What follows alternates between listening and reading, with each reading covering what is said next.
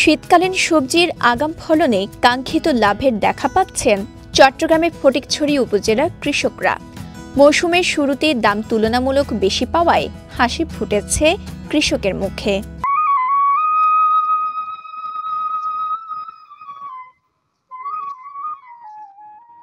আজকে আমি 2000 কেজি বিক্রি করছি। ধরেন আপনার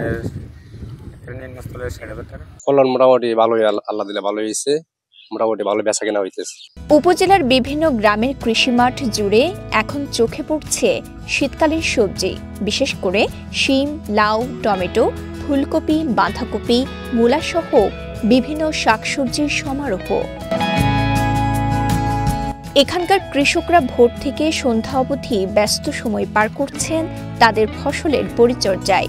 কেউ সার দিচ্ছেন, কেউ আগাছা পরিষ্কার করছেন, আবার কেউ বা বাজারে নিতে মাঠ থেকে ফসল তুলছেন। এখন 50 করে বেচতেছি, কেজি 50 করে বেচতেছি। শসা এখন 40 টাকা করে দিচ্ছে, আগে 30-32 টাকা ছিল। 10 বছরের যাত্রা তো কেবলই শুরু। একসাথে গ্রো করার এই জার্নি চলুক আগামীতেও। পাঠাও 10 years of growing with you। সরকারি কৃষি বিভাগ জানিয়েছে, সঠিক সময়ে ও বিশেষ পদ্ধতিতে সুষম সার ও কীটনাশকের সঠিক ব্যবহারের জন্য কৃষকদের দেয়া হয় পরামর্শ। উপজেলা কৃষি অফিসার তথ্য অনুযায়ী চলতি মৌসুমে উপজেলার মোট 5125 হেক্টর জমিতে শীতকালীন সবজি আবাদের লক্ষ্যমাত্রা ধরা হয়েছে।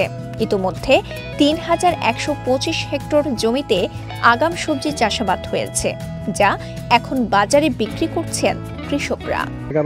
যে সবজিগুলো আসে সেগুলো বাজারে চাহিদা বেশি থাকে, পাশাপাশি আমাদের এখানে কিন্তু কৃষক দামও ভালো পায়। কারণ কৃষি এবং বর্তমান যে প্রেক্ষাপট সেটা আসলে অনেকটাই প্রকৃতি নির্ভর হয়ে গেছে।